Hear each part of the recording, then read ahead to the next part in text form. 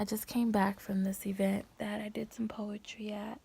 They were about some abusive relationships that I've been through. I kept seeing Domestic Violence Awareness Month, and it was like those situations where it's just like, oh yeah, I've been through that before. I didn't really care to talk about it. It was just something that I went through and realized and how thankful I am and how much of a blessing it is to say that I'm a survivor. I could have I could have been dead right now. I'd have still been in the relationship, but I'm not. I could have been jacked up mentally. I mean, I do have some trust issues, but I still believe in love. I still believe in relationships. I still believe there's someone out there for me. Still want to get married. Ooh, this double chin got to go.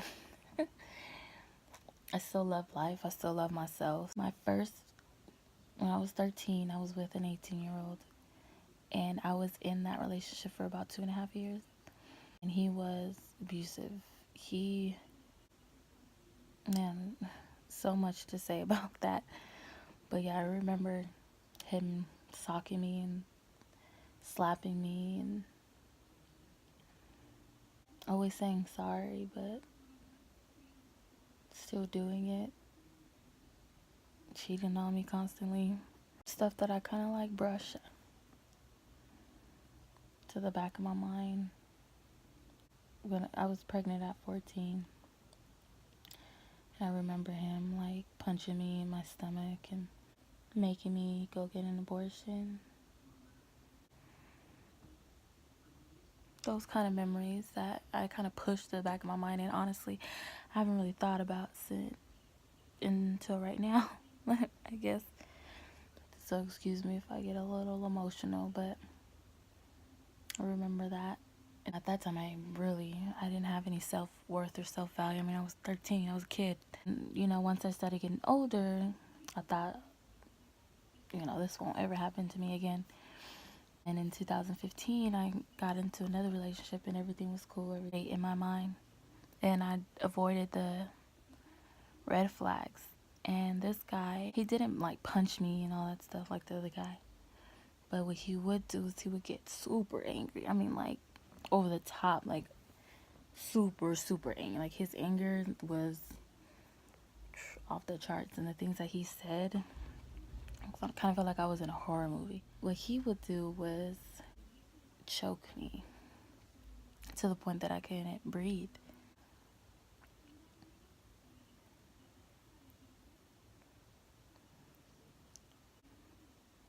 He grabbed me by my neck. For reasons that I mean, it's not like we were arguing, and and I'm not the type of person that's just like rah rah, like arguing and stuff like that. It would just be something that he would be upset at, and then try to place the blame on me. And I was just cool, calm, and collective the whole time. I wasn't like, I didn't try to fight back. But I remember like the first night that he choked me and he like grabbed me. Oh my goodness, I really thought that I was gonna die, like, because he choked me for so long and I could not breathe. And I just remember like me trying to grab his hands and pull his hands from around my neck, and I wasn't stronger than him, so I couldn't let it happen. And I had like bit my lip because of how hard he was grabbing me. And once he finally let me go, he ran to the bathroom, and I was crying and I was looking at myself in the mirror. My jaw, like, could barely talk for like a good week. I'm not even joking. Like, this is not even like, oh, pity party. This is just real rawness. This is me just being 100% open and 100% real. I couldn't barely talk and my jaw was hurting so bad. People look at people who've been in domestic violence or been in abusive relationships. They look at people as weak. They look at them as stupid. They just don't get it. As soon as, the first time that he had put his hands on me, automatically figuring out a plan. How am I gonna leave? I need to strategize how I'm gonna leave, because I'm not gonna be in this relationship. I've been through this before. Like in my past relationship, I didn't know myself. You know, like I was young. I'm like, oh, he still loves me because he tells me he loves me and he's putting his hands on me, but that doesn't mean he doesn't love me. Being 24 at the time, I knew more, so I was just like, get me out of this, and I need to get out of here this the safest way as possible, because it was like he was the type of people where it's like there's nowhere you can go where I can't find you, basically. So I knew that I couldn't just be like, oh, I'm out. So I had to like strategically find a way to leave, and it took a couple of months, like a 5-month process on transitioning, and that's how I ended up back at my parents' house. I remember a lot of people was like, oh, just get up and leave, and it just wasn't that easy. And I think that a lot of people don't understand that. When people are in domestic violence situations, it's not easy to just get up and leave, which is why they have all these shelters and all this stuff. I mean, I didn't go to no shelters or anything like that. I didn't seek help. I did it all on my own. Nobody knew about it. Like my sister knew about it or whatever, but nobody really knew. I didn't ask for help. I basically did it all on my own. Well, I can't say all on my own. It was God. It was nobody but God who helped me,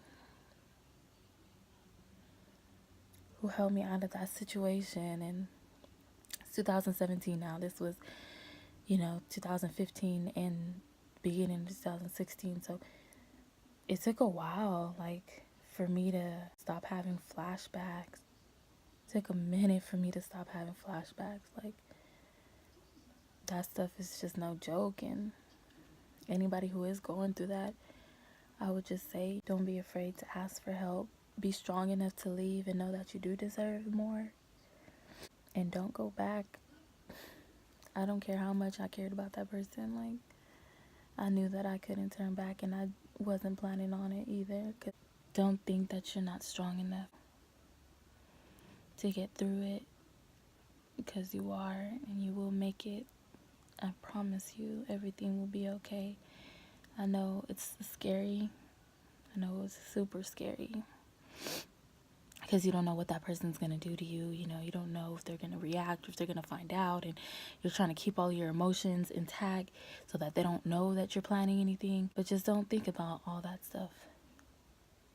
Just know that you're strong and that you can make it. And if I can make it past 2 of those things, then I'm pretty sure, no matter how long it's been, whether it's been years or months, for all those who are going through it, seek help to get out. And for those who've been through it, like me, don't be ashamed to tell your story.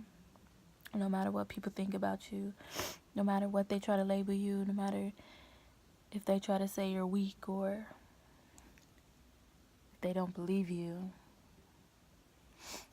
just as long as you believe in yourself and you know that you're strong, then that's all that matters.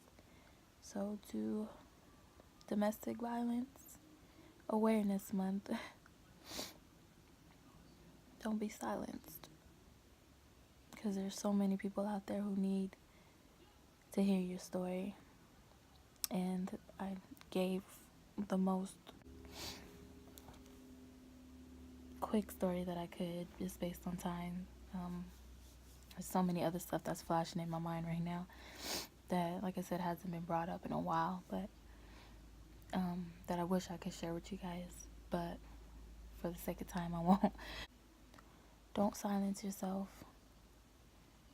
Make sure you're safe, obviously.